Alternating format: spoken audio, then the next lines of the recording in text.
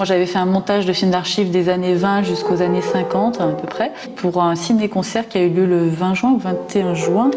Et là-dessus, Benoît, qui était l'année dernière en résidence ici même à l'Après, avait fait quelque chose qui se situait entre l'improvisation et la création musicale. Et de ce truc-là qui a plu, quoi. Enfin, voilà, on a décidé de faire un DVD. Et donc c'est pour ça qu'on s'est retrouvés aujourd'hui, 6 mois plus tard, pour enregistrer la musique sur ce film.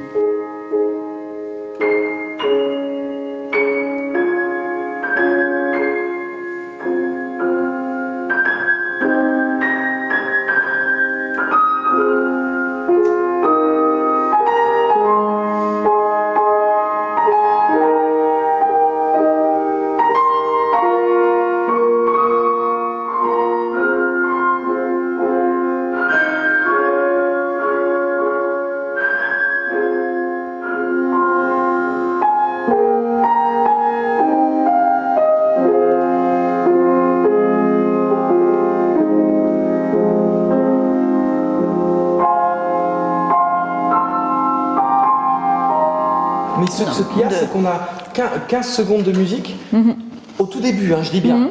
Et après, on a 2 minutes sans rien. Non, mais tout ce truc-là, c'est vrai que du ciné-concert, on n'est pas dehors, tout ça, c'est toujours c'est des problèmes. Hein, que le silence, c'est pas du tout le même que quand tu fais un truc de résonance, personnellement, mais bon. Il faut garder l'esprit qui était quand même de garder le silence sur ces films. Exact.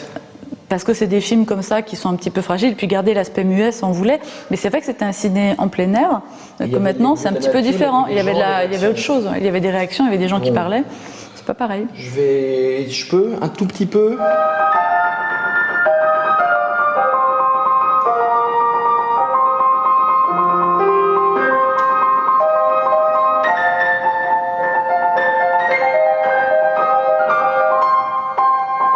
Moi, sur les baquets, en fait, je trouve que on repart sur un autre truc.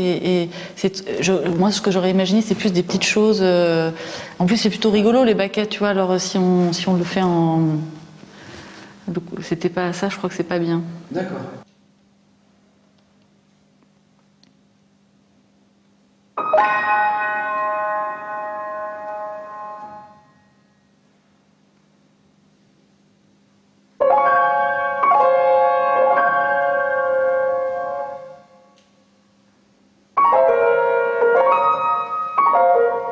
Je pense que Benoît, par exemple, il a donné une lecture beaucoup plus romantique que moi je ne peux l'être.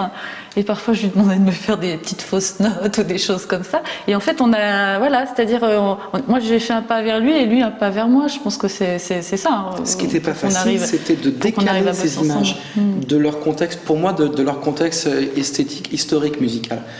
Les années 20, les années 50, c'est pas les mêmes manières de s'habiller, ça répond pas pour moi à la même musique intérieurement. Et donc, ce qu'il a fallu faire, c'est casser tout ça et prendre ça comme des images qui pourraient être tournées hier. Ça, c'est foireux, ça on chante tout de suite. Je sais pas quoi. C'est pour ça que je disais par rapport à la fanfare qui est un peu branlante, et puis que là, tout ça, c'est un peu branlant, et que c'est un côté un peu comique, quoi, en fait, tu vois. C'est bien ça, c'est bon. Madame, révérence.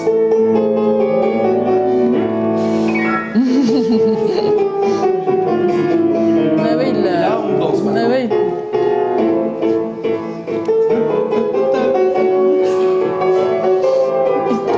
T'en donnes sur place. Celle-là, elle est bien celle-là. Elle est marrante. Elle est marrante. Par contre, sur les mettre dans l'eau, là, je sais pas quoi faire. C'est je vois pas. Je suis désolé, mais qu'est-ce que vous verriez, vous, sur les mecs virils, là, tout musclés, en train de pagayer, là? J'avais des trucs qui roulent un peu dans le grave, mais très peu, tu vois. De toute façon, on ne doit pas être parfait dans la mesure où ce sont des films amateurs. Ce sont des films qui ont subi l'usure du temps, qui ont eux-mêmes leurs belles imperfections. Et que la musique, à mon sens, doit absolument suggérer cela et suivre ce cadre amateur. C'est des films, oui, je sais pas, je suis toujours troublée des fois parce qu'ils sont abîmés, parce qu'il y a un regard caméra incroyable, parce qu'il y a un rapport très charnel en fait avec ces films et moi j'ai vraiment, je sens ça très fort, plus quelque chose de très vivant et de parfois très très moderne quoi. Ce côté justement, le film qui tourne, la gélatine qui noircit le film, pour moi c'est presque de l'art moderne quoi. Après là on l'a pas utilisé forcément comme art moderne, mais ça évoque vraiment ça quoi. Donc il y a une modernité incroyable dans ces films quoi. C'est pas, voilà, on n'est pas dans du ressassé quoi.